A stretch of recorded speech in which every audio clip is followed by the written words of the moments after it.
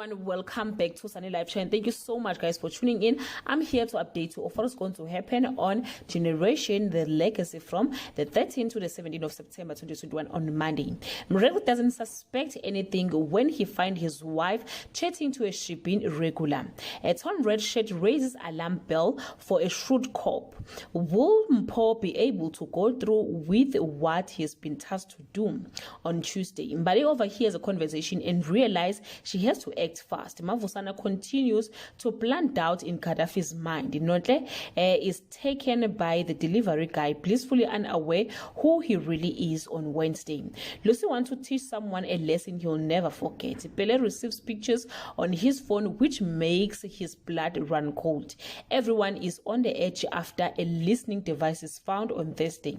Zanele worries her partner might be hiding something from her. Mpho decides to get his own back. Ayanda can't help herself and attacks someone in public on Friday. Mreza overhears something and confronts Cosmo, who gives as good as he gets. Mbali's conscience is eating at him.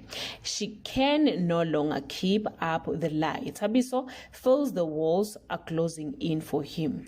Guys, this is all I have for today. You can leave your comment below and share your opinion. Bye.